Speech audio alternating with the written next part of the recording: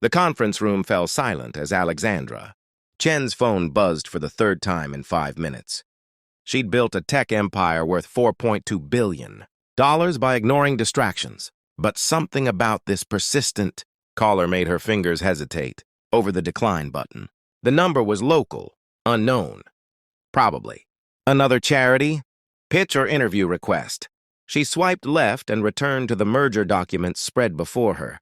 Then her assistant's voice crackled through the intercom. "Ms. Chen, there's a situation. A little girl in the lobby. She's asking for you specifically, and she won't leave. Security is—" "Handle it." "James." Alexandra didn't look up from the contract she was reviewing. "She says her mom told her you'd know what to do." The pen slipped from Alexandra's fingers, clattering against the mahogany table. Those words, that exact phrase. It had been 17 years since she'd heard them. 17 years since she'd left behind the cramped apartment in Queens. The struggle, the hunger that gnawed at her childhood. 17 years since Mrs. Rodriguez from 3B had pressed a warm container of arroz con pollo into her hands and said those very words when Alexandra's own mother was too sick to stand. "What's her name?" Alexandra heard herself ask, her voice suddenly unsteady. A pause, papers rustling. "Emma Rodriguez. She's 7 years old." The room tilted. Rodriguez. It couldn't be. Alexandra found herself in the elevator before she'd consciously decided to move, her executive team staring after her in confusion. The descent to the lobby felt eternal and instantaneous all at once. Through the glass walls, she could see a small figure sitting on the leather bench, sneakers dangling inches from the marble floor. A backpack, covered in rainbow patches, clutched against her chest. The girl looked up as Alexandra approached. Dark eyes, just like Mrs. Rodriguez's had been. The same determined set to her jaw that Alexandra remembered. From all those evenings when her neighbor had refused to let a struggling single mother and her daughter go hungry. "Are you Miss Chen?" the little girl asked, pronouncing the name carefully. Alexandra nodded, kneeling down despite the fact that her Armani suit cost more than most. "People's monthly rent. I am, and you're Emma?" "Yes, ma'am." The formality seemed practiced, taught. "My abuela said if anything ever happened, I should find you. She made me memorize your name and where you worked. She said you always pay your debts, even the ones nobody expects you to remember." The word struck Alexandra like a physical blow. "Where's your grandmother, Emma?" The little girl's chin trembled. "She had a stroke last week. She's in the hospital and they say she needs surgery. But we don't have enough money. And my mom is working 2 jobs, but it's not enough. And abuela keeps saying she doesn't want to be a burden. But mom cries at night when she thinks I'm sleeping. And I didn't know what else to do. So I took the subway here by myself because abuela always said you were proof that miracles exist." Each word landed like a stone in Alexandra's chest. Mrs. Rodriguez, the woman who had shared her meals when she had so little herself, who had tutored Alexandra in math at the kitchen table, who had been the first person to tell her that being poor didn't mean being worthless, was fighting for her life while worrying about being a burden. "You took the subway alone?" Alexandra managed, her CEO composure cracking. Emma nodded. "I'm not supposed to, but this was an emergency. Abuela taught me how to be safe. She taught me a lot of things. She said you used to sit at our table doing homework because your apartment was too cold. She said you were the smartest person she ever met, and that someday you'd be somebody important." The girl's voice dropped to a whisper. "Are you important enough to help?" Alexandra's vision blurred. She was suddenly 12 years old again, standing in that warm kitchen that always smelled like sofrito and hope. Mrs. Rodriguez telling her that education was the ladder out of poverty, that she had potential blazing inside her like a star. She remembered the older woman slipping her $20 for school supplies. Money Alexandra knew came from an already stretched grocery budget. She remembered Mrs. Rodriguez, attending her high school graduation when her own mother was too sick. Remembered the fierce hug and the whispered words. "You're going to change the world, mija. And when you do, you pay it forward." "What hospital?" Alexandra asked, pulling out her phone. "Mount Sinai, but—" Alexandra was already dialing. "This is Alexandra Chen. I need to speak with the hospital administrator. Immediately." She waited, her free hand finding Emma's small one. "Yes, I'll hold." She looked down at the little girl.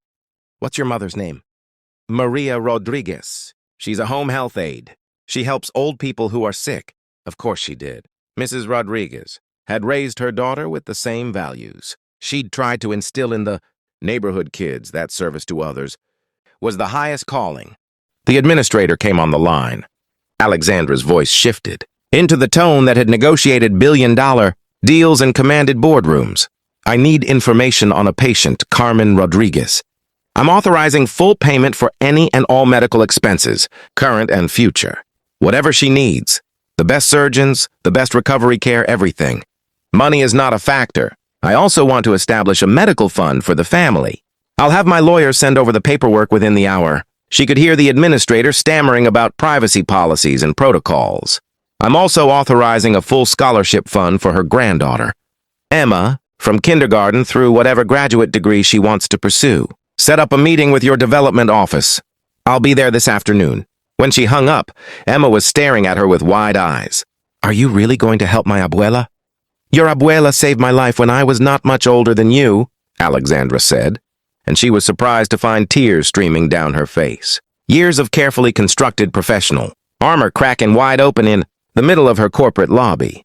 She fed me when I was hungry. She believed in me when I had nothing to offer but potential. She gave me hope when the world felt hopeless. Helping her isn't charity, Emma. It's the smallest down payment on a debt I can never fully repay. The little girl threw her arms around Alexandra's neck, and suddenly the billionaire CEO was just Alexandra again, the scared kid from Queens who'd been loved by a neighbor, who had every reason to focus on her own struggles, but chose compassion instead. Can we go see her? Emma asked. Alexandra stood, still holding the girl's hand. Yes, but first we need to call your mom and let her know you're safe. She must be terrified. As they walked toward the elevator, Alexandra's executive team watching in stunned silence. Her assistant stepped forward. Ms. Chen, the merger meeting? Alexandra looked at James, then at Emma, then back at the conference room where millions of dollars in deals waited. She thought about what truly mattered, about the woman lying in a hospital bed who had given everything to others and asked for nothing in return. Reschedule it, she said. I have something more important to do. In the car on the way to the hospital, Emma chattered nervously about her grandmother's favorite flowers and TV shows. Alexandra listened, making mental notes, already planning. The medical bills would be handled. She'd also ensure the family had housing security, that Maria could cut back her hours to care for her mother, that Emma would never have to worry about the same struggles Alexandra had faced. But more than that, she'd be present. She'd remember that before she was a billionaire. Before the magazine covers and the keynote speeches, she was a girl who'd been saved by kindness. And the greatest return on investment wasn't measured in stock prices or profit margins. It was measured in moments like this, in the chance to be for someone else what Mrs. Rodriguez had been for her. When they arrived at the hospital, Maria Rodriguez was in the waiting room, her face ravaged by worry. The reunion between mother and daughter was tearful, and when Maria turned to thank Alexandra, apology and embarrassment warring on her features, Alexandra stopped her. Your mother taught me that we're all connected, that lifting others doesn't diminish us, it multiplies our humanity. Emma came to collect on a promise your mother made years ago. I'm just keeping my end of the bargain. Later, standing at Mrs. Rodriguez's bedside, holding the hand of the woman who'd held hers so many times before, Alexandra whispered, You were right. I did become somebody, but only because you showed me that. Somebody's worth isn't measured by what they have, it's measured by what they give. The old woman's eyes fluttered open, recognition dawning. She smiled weakly and squeezed Alexandra's hand, and in that moment, the circle completed itself. Kindness given, remembered and returned, rippling forward into a future neither of them could have imagined when they sat together at that kitchen table so long ago. Outside, Emma pressed her face against the window, watching the city lights flicker to life, and Alexandra knew that somewhere in that skyline was another struggling kid who needed someone to believe in them, the foundation she'd start in. Mrs. Rodriguez's name would make sure that child found their champion. Because that's what you did when someone showed you the way home. You lit the path for others.